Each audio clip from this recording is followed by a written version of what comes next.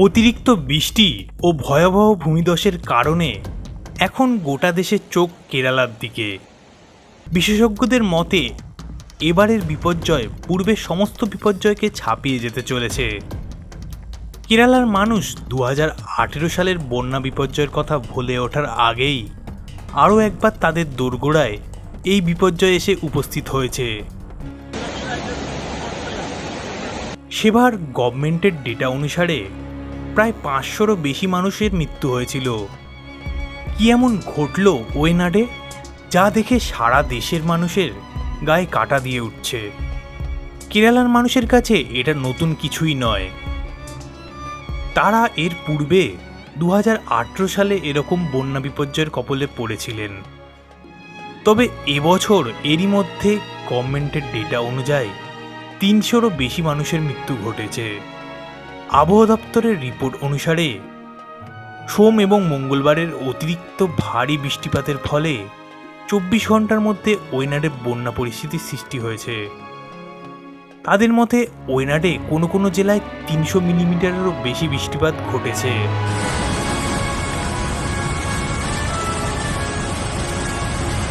যা স্বাভাবিকের চেয়ে প্রায় 5 গুণ বেশি।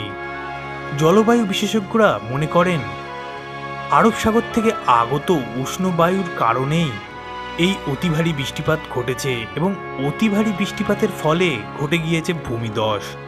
এবং এর ফলে এছাড়া বন্যার ফলে প্রচুর মানুষের বাড়িঘর ভেসে গিয়েছে। 2018 সালের বন্যাতেও কেরালার বেশ কয়েকটি জায়গাতে ভূমিধসে মানুষের মৃত্যু ঘটেছিল।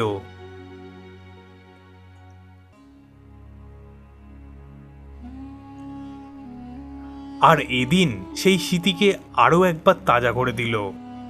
আপনারা শুনলে হয়তো অবাক হবেন, সারা ভারতে 50টিরও বেশি ভূমিধসপ্রবণ এলাকার মধ্যে কেরালার একাধিক জেলা রয়েছে। তার মধ্যে অন্যতম হল ওয়েনাড, সবার উপরে স্থান দখল করে বসে আছে। এই রাজ্যে ভূমিধস যে খুবই কমন সেটা এই রিপোর্ট দেখলেই বোঝা যায়। তবে এদিন বিপর্যয় মোকাবিলা বাহিনীর সঙ্গে সঙ্গে সাধারণ মানুষও বন্যা বিপর্যস্ত মানুষদের পাশে এগিয়ে এসছেন। প্রায় 250 জন মানুষকে মৃত্যুর মুখ থেকে ফিরিয়ে আনলেও 300রও বেশি মানুষের মৃত্যু কেরালার সরকারকে বেশ ভালো মতোই নাড়িয়ে দিয়েছে। অত্যন্ত স্রোত এবং প্রতিকূল পরিবেশের জন্য বিপর্যয় মোকাবিলা বাহিনী দুর্যোগ কবলিত স্থান থেকে অসহায় মানুষদের বের করে আনতেও বেশ সমস্যার সম্মুখীন হচ্ছে।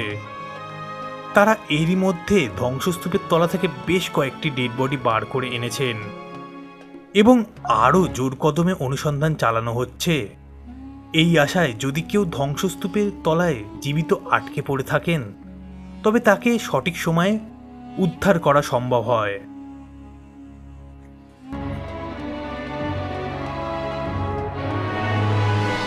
কেরালার পাশাপাশি আমাদের রাজ্যেও প্রতি বছর কম বেশি বন্যা দেখা দেয়। সুন্দরবন অঞ্চলে অনেক মানুষই এই সময় ঘরছাড়া হন। তেমন গঙ্গাসাগরের মতো একটি ছোট দ্বীপও ধীরে ধীরে জলের তলায় তলিয়ে যাচ্ছে। তবে আজকের এই ভূমিধসের বিপর্যয়ের সম্ভাবনা আর্কোলজি দপ্তর পূর্বেই অনুমান করেছিল। তাদের মতে অতিরিক্ত ডিফরেস্টেশন এবং অতিরিক্ত মাইনিংয়ের ফলে এইসব ভয়াবহ প্রাকৃতিক দুর্যোগ দেখা দিচ্ছে। এই অতিবৃষ্টি ও ভূমিধসের ফলে নিমিষের মধ্যেই মুন্ডকই ও চুরমান ডিস্ট্রিক্টের মানুষেরা তাদের ঘরবাড়ি হারিয়েছেন।